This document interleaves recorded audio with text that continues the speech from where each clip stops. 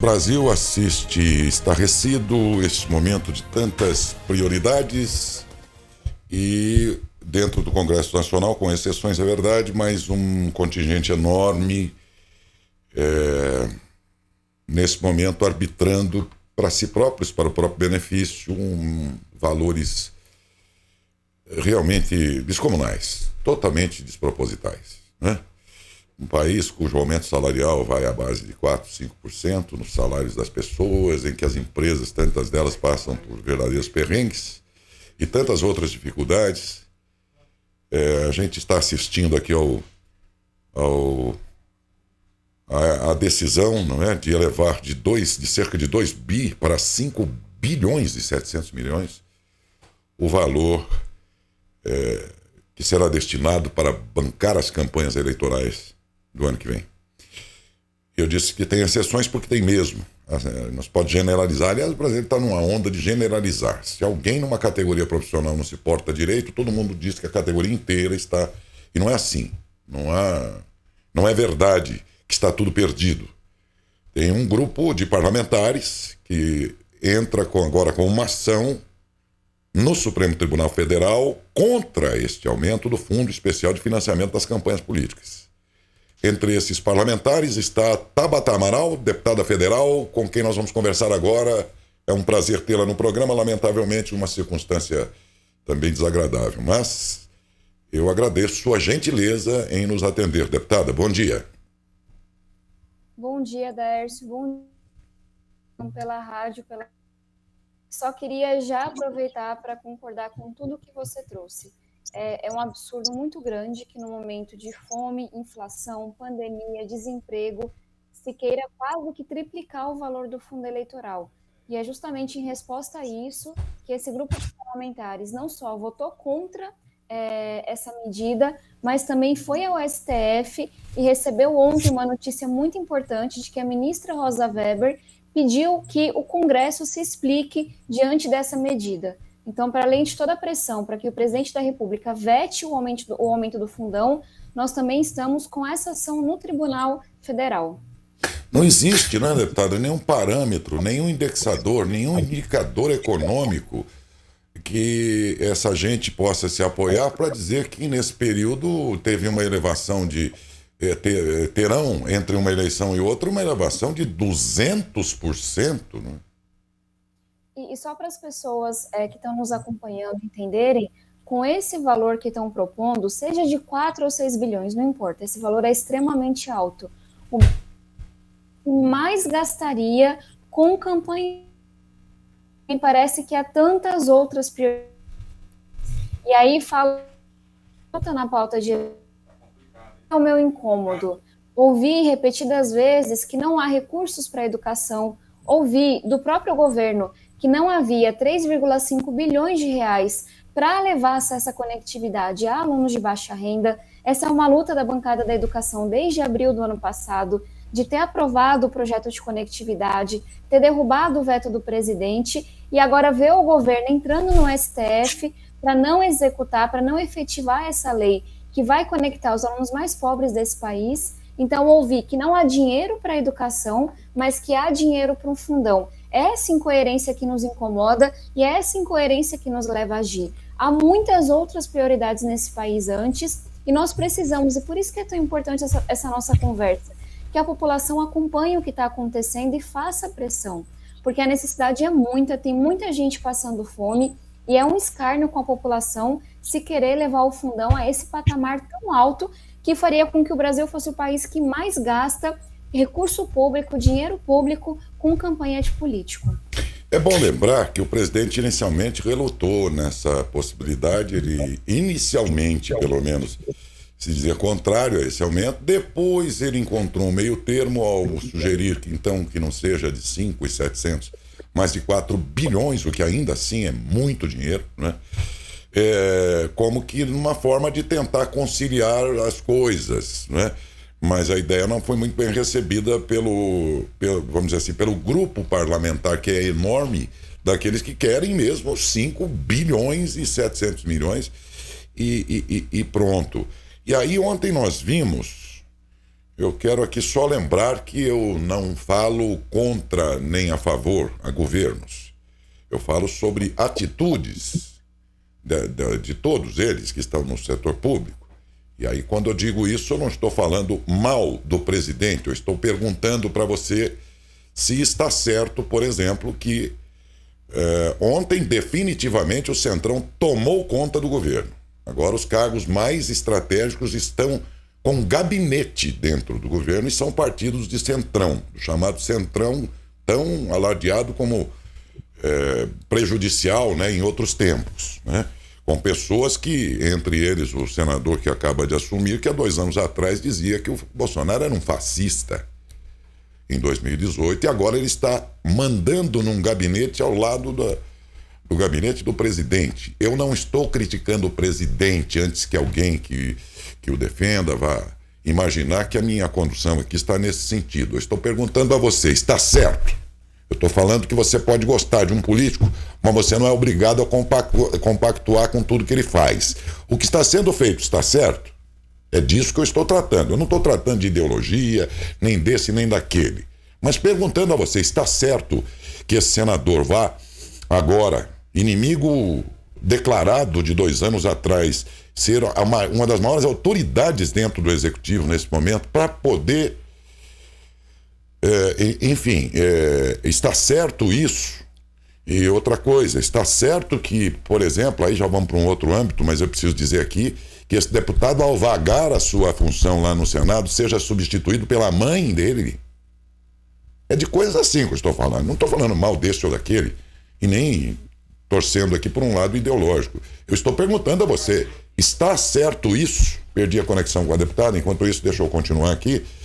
É disso que eu quero discutir com as pessoas. Está certo? E muitos dizem assim, mas já era assim antigamente. Mas antigamente não serviu. Nós não queríamos mais aquilo.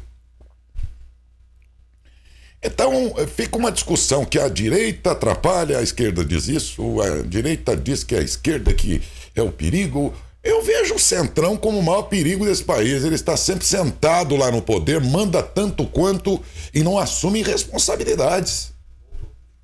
Se der tudo errado, o Centrão não paga o preço dos erros. E já está lá dentro agora, definitivamente. Com um gabinete instalado lá dentro. É disso que eu estou falando. Você pode ser da direita, da esquerda, eu não entro nessas... Como dizer, eu não bato tambor para doido dançar. Eu estou discutindo atitudes. Tá certo? Você faria isso na tua casa? Tua família com necessidades, você pega o dinheiro da família, que estava todo organizado para necessidades diárias e básicas, você pega esse dinheiro, compra um carro 0 km sem consultar a tua família. Tá certo isso? Você faria isso? É disso, é da atitude que nós estamos falando. Vejo acertos em outros pontos, mas naquilo que não me parece certo, eu não sou obrigado a compactuar. Posso gostar do Bolsonaro, posso gostar de quem quer que seja, mas se ele fizer algo que não me parece certo, a gente puxa a orelha dos filhos da gente se eles fizerem coisas erradas. Nós repreendemos nossos filhos se fizerem coisas erradas. Por que eu não posso discordar de uma atitude de alguém? Tudo isso eu estou dizendo aqui para acalmar um pouco os nervos, porque está difícil discutir política nesse país, né? De repente há uma legião de pessoas que acordaram cientistas políticos, nunca se interessaram, não leram a história e viraram cientistas políticos, saíram pela internet. Eu acho que, e não quero nem saber do resto. Bom, então você desculpa, você não está preparado para isso. Nós estamos discutindo atitudes. Então, esquece sua paixão. Isso não é futebol, não é Palmeiras e Corinthians, nós não estamos discutindo isso. Nós estamos discutindo coisa muito mais séria. E nós estamos discutindo coisa que esse dinheiro aqui podia suprir, muito mais importante. Eu não duvido que o presidente, pelo gosto dele, ele não aumentaria. Eu não duvido. Mas ele está numa encruzilhada aí que o fez por escolha dele, até admitir esses dias, eu sou de centro, ele disse, eu não sou da esquerda, da direita. Eu já fui do PP, tá? Ele próprio admitiu esses dias atrás. E traz com isso. É verdade que ele tá se cercando de uma redoma para se proteger, né, de consequências no Congresso Nacional. E o Centrão vem sempre quieto, como todo bonzinho e tudo, mas a gente vê que... Desculpa, deputado, eu aqui mudei um pouco o assunto, nós perdemos contato até restabelecer. Eu avancei nesse raciocínio, só para deixar claro que aqui não vai nenhuma torcida ideológica nem nada. Nós estamos discutindo a atitude, esse valor. Tá certo isso?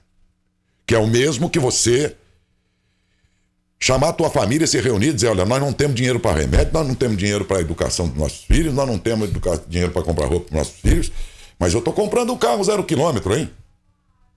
Você faria isso? E é isso que está sendo feito. Não é, deputada? Desculpa, agora vamos ver se volta. Você me ouve bem? Sim, agora está perfeito, está restabelecido, sim. Eu consegui te ouvir todo momento. Tem algo que você trouxe na minha fala que eu acho que é importante a gente pontuar, que é a diferença entre a narrativa e as atitudes. E quando... O que se diz no Congresso hoje é que mesmo que o Bolsonaro vete o fundão, está tudo combinado para que a sua base derrube o veto. E é por isso que nós fomos à Justiça, porque a gente não podia depender disso, é algo muito grave que está em discussão.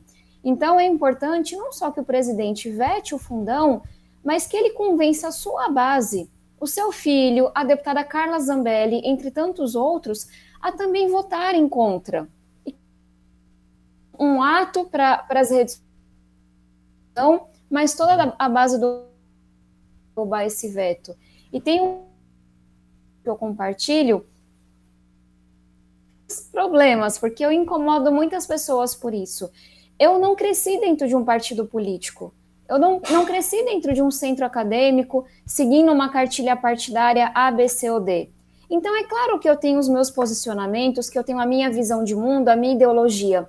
Mas o que me faz votar em cada matéria não é o que fulano me disse, não que é o que as pessoas às vezes vão esperar de quem está naquele partido, mas é o que é certo. É você pegar cada matéria, você ouvir as pessoas, você olhar os números, você estudar e você fazer o que é certo. E eu brinco que isso já me trouxe muitos problemas, porque as pessoas se incomodam por isso.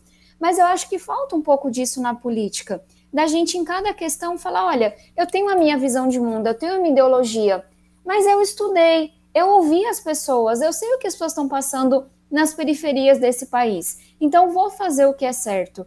E aí eu digo isso porque eu venho da periferia de São Paulo, cresci em uma ocupação, e muitas vezes eu conheço pessoas e no nosso dia a dia, a gente vê essas grandes discussões partidárias e redes sociais, e não são elas que fazem com que as pessoas tenham um emprego, com que as pessoas tenham renda, com que elas tenham o que comer no final do dia. Então, não estou dizendo que ideologia não importa, importa muito, mas estou dizendo que não é só ela que importa. E aí eu sempre trago uma bandeira de que a gente tenha cada vez mais pessoas na política com um diploma de realidade. Pessoas que tenham estudado em escola pública, que tenham a carteirinha do SUS na carteira, que tenham pegado um ônibus lotado, que de alguma forma tenham vivido a vida que a maioria das pessoas vivam.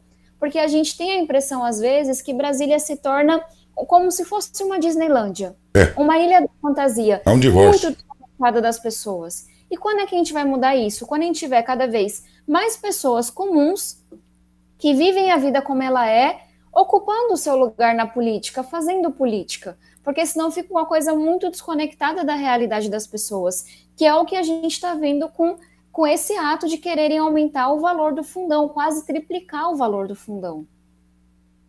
Deputada, eu pergunto à senhora, a você no caso, você não dá para o deputado ele próprio se bancar, se virar com...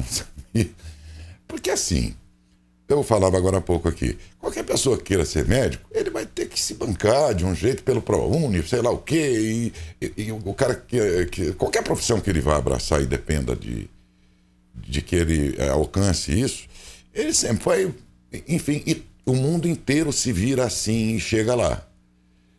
E aí tem uma situação absolutamente excepcional dessa Disneylândia que a senhora disse, que o cara só consegue fazer uma campanha se ele tiver toda essa grana.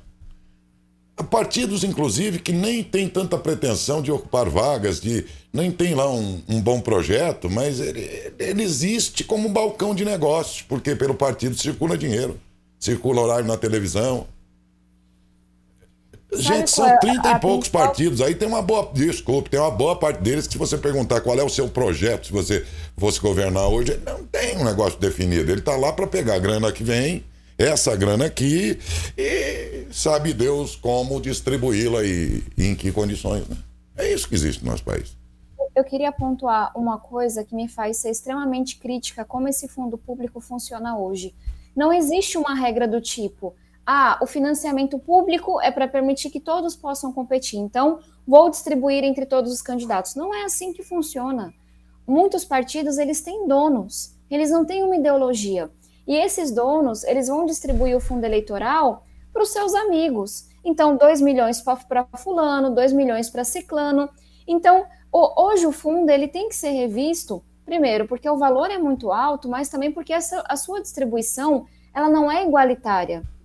Ela é para os amigos dos donos do partido. E aí você perguntou, tem como fazer de outro jeito? Tem. Dá um trabalho gigantesco. Eu, quando fiz a minha campanha e fui candidata pela primeira vez em 2018, eu tive que conseguir quase 500 doações. Imaginem vocês o que é você convencer quase 500 pessoas a doarem para a tua campanha. Com a política hoje tão criminalizada como ela é, porque a gente está muito machucado, porque é muita coisa errada que a gente vê. E aí, isso me deu o quê? Liberdade. Passei um bom tempo da minha campanha pedindo para que as pessoas doassem, mas não houve um empresário, um partido, ninguém que dissesse, eu financiei toda a campanha da Tabata. Então, tem uma outra coisa que eu defendo também, sou uma voz um pouco solitária, mas tem outros parlamentares que defendem, é que ninguém possa financiar a sua campanha com mais do que 10% vindo de um só lugar. Porque, querendo ou não, isso vai fazer você, sabe, se sentir em dívida com aquela pessoa. Então, é possível sim. Eu tive 5 mil voluntários na minha campanha, foram quase 500 doações que me permitiram rodar o estado de São Paulo. Não pude ir a todos os municípios? Claro que não. Porque eu competia com gente que estava com muito mais dinheiro, que tinha cabo eleitoral. Mas é possível a gente furar essa bolha. Agora, o que é que a gente tem que fazer? A gente tem que encontrar uma maneira de baratear as campanhas, para que pessoas comuns possam competir, para que elas possam apresentar os seus projetos. E aí, só trazendo mais um ingrediente para a nossa conversa, me preocupa muito essa discussão do Distritão. E é por isso que eu venho me posicionando tanto contra ela. Porque o Distritão, para quem não sabe, é como se a gente tivesse, ao invés de ter uma campanha como a gente tem hoje proporcional, cada um vai. E aí você tem a celebridade e partidos não importam mais, cada um com o seu projeto. E aí, quem foi mais votado, igual para governador, entra. Por que esse distritão é ruim? Porque os estudos mostraram que vai tornar as campanhas ainda mais caras. Que vai fazer com que, se fosse em 2018, 17 deputados teriam sido reeleitos no lugar daqueles que chegaram pela primeira vez. Então, é o combo completo. E a gente tem que entender isso. Querem aumentar o fundo eleitoral, querem passar o distritão, que é esse novo sistema eleitoral, para quê? Porque desse jeito, quem está no poder se reelege e quem está fora não consegue entrar. Porque vai estar competindo com pessoas que recebem milhões de reais para fazer a sua campanha e num sistema que favorece quem já está no poder. E aí, o que eu venho batendo na tecla? Não dá para fazer nenhuma reforma política eleitoral no meio de uma pandemia. Porque a população está passando fome, está com desemprego, preocupada com a inflação. Como é que as pessoas vão acompanhar o que está acontecendo em Brasília? Como é que as pessoas vão se interessar em meio a tanto sofrimento? Então, o meu posicionamento nesse momento a gente tem que falar de saúde, educação, geração de renda, geração de emprego. Todo o resto, como uma reforma política eleitoral, discussão sobre o fundão, se não for para melhorar, deixa para outro momento. Porque a população não está conseguindo acompanhar como poderia, como deveria, no meio de uma pandemia, em meio a tanto sofrimento. Então, só para vocês entenderem que o buraco é mais embaixo. E a gente, às vezes, fica lá. Existem outros parlamentares ao lado de quem eu trabalho com muito orgulho, mas, infelizmente, ainda é um grupo minoritário. E, nesse momento, eu acho que não dá para mudar nenhuma regra eleitoral, nenhuma regra política, nada do fundão, porque o que fizerem sem o acompanhamento da população, muito provavelmente, infelizmente, vai ser contra a população. Meus amigos, nós precisamos saber disso.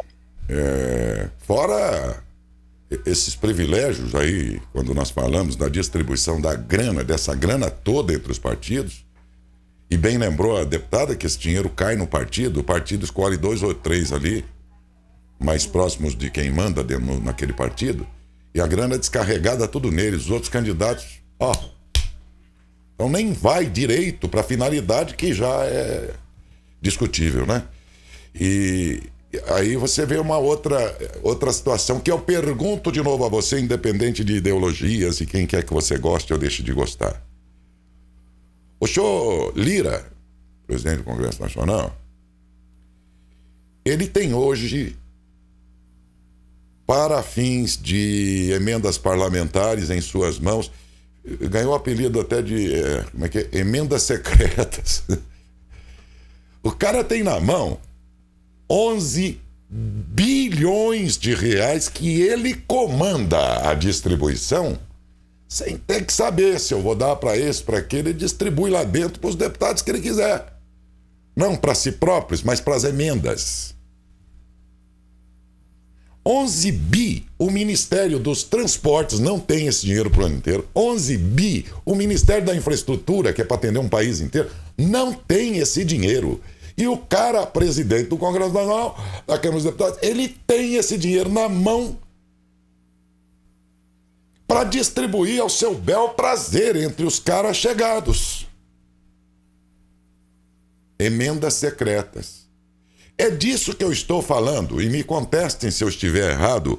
Por favor, você compactua com isso? Você que gosta de um lado, do outro, não importa qual. Tá certo isso? Né, deputada? É mentira o que eu estou dizendo, deputada? Não é. Infelizmente, na discussão do orçamento, a gente viu uma tentativa de se destinar 30 bilhões de reais para emendas do relator, que no final do dia é para financiar esse toma lá da cá entre Congresso e Executivo. A gente ficou sabendo recentemente de um orçamento secreto, como você tão bem mencionou. E aí, qual é, de novo, a minha angústia como alguém que luta pela educação? É ouvir repetidamente que a gente não tem dinheiro para conectar as escolas, para conectar aluno de baixa renda, para conectar professor, mas tem dinheiro para financiar esse toma lá da cá.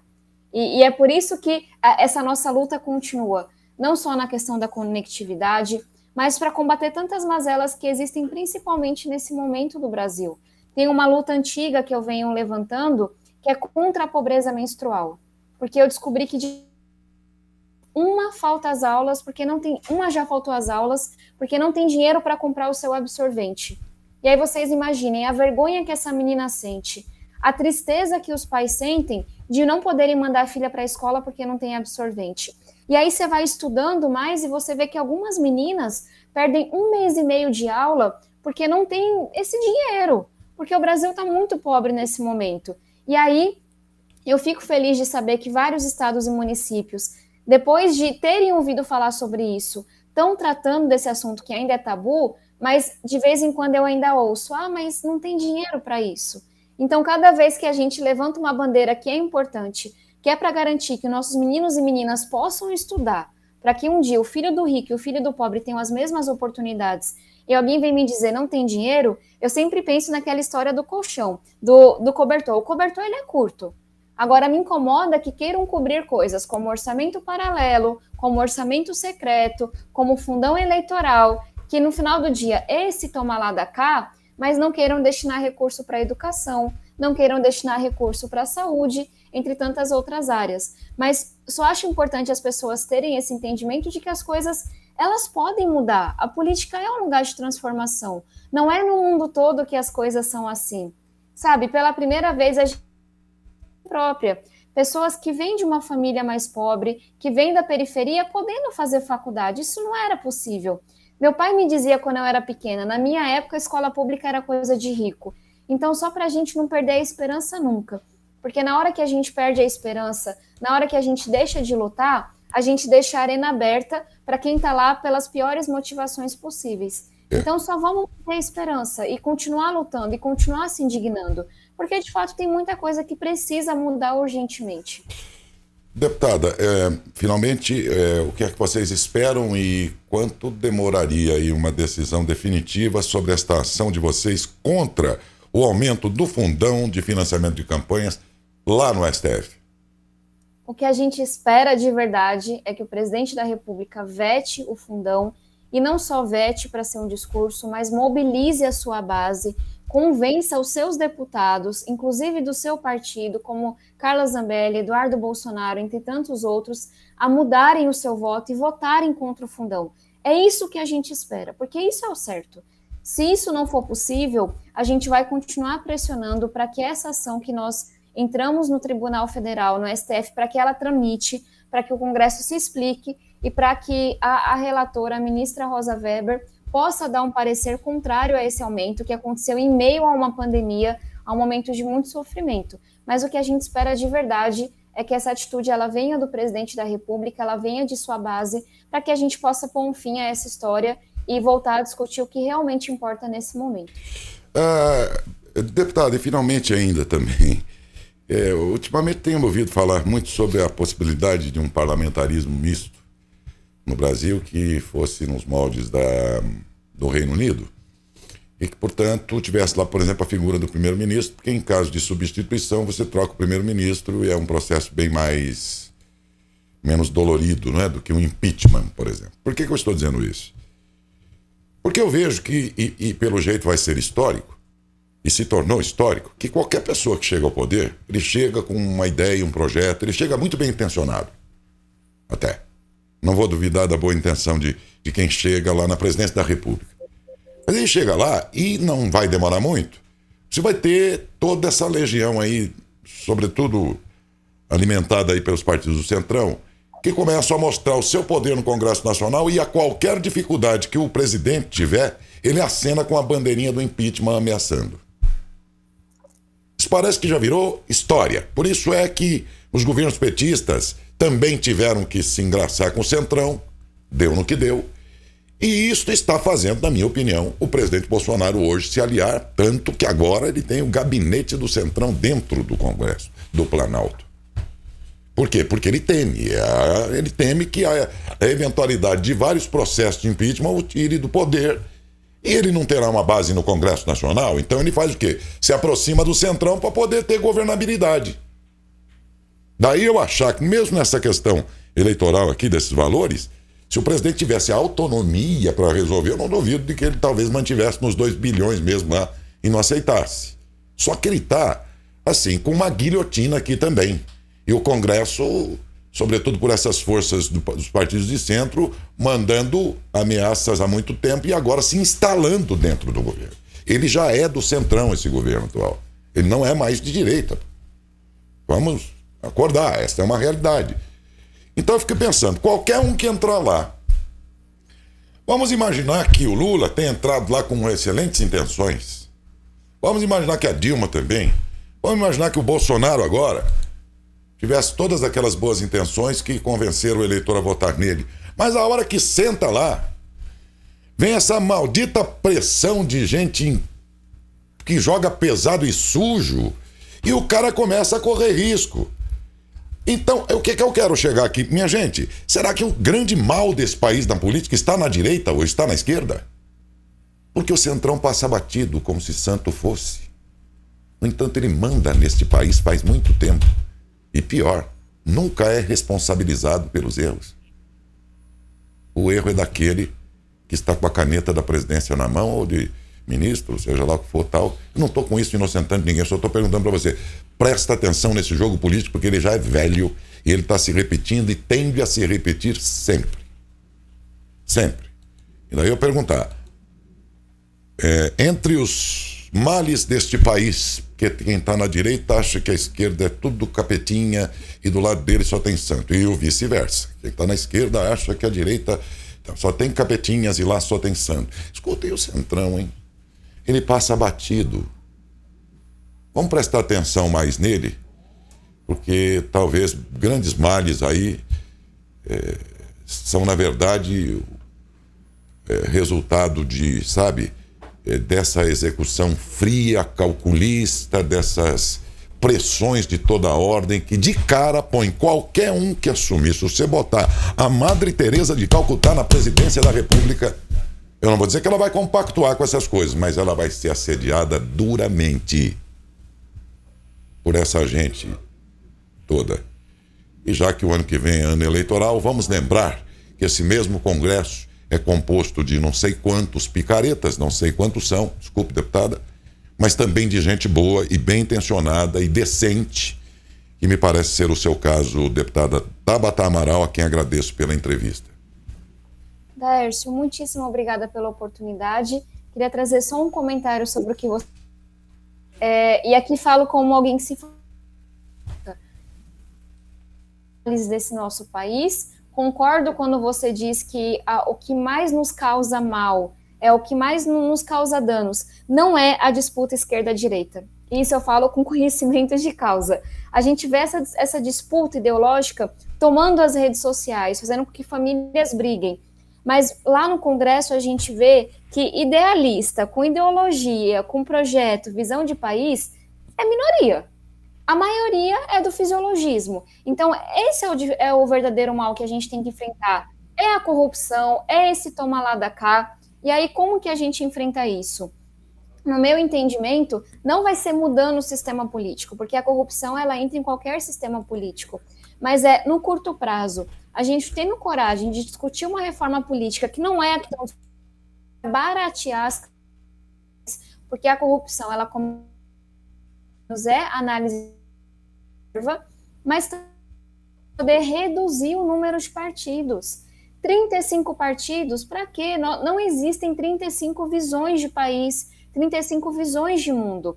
Então, há algumas coisas que estão em curso, em outro momento a gente pode explicar mais o que elas significam, mas o fim das coligações, a cláusula de barreira, que se não forem alteradas como querem alterar nesse momento, vão fazer com que a gente tenha 8, 10 partidos.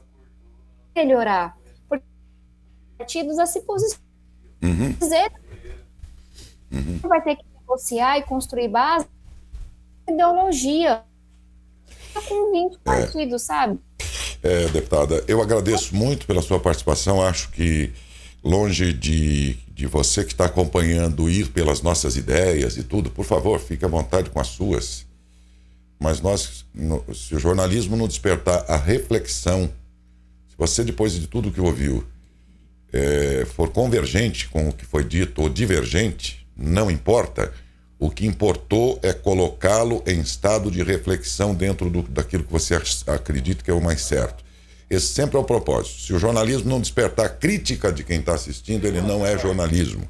E é isso que nós pretendíamos e conseguimos com esta entrevista. Não vá necessariamente pelas nossas ideias. Leve-as em conta na sua reflexão para depois você tomar a sua decisão, formar um juízo sobre esses assuntos. Mas sempre deixo essa pergunta. Você compactua com tudo isso que está acontecendo? Você acha isso certo? Deputada, muito obrigado e bom dia. Bom dia, um abraço para quem quiser acompanhar. Até a próxima.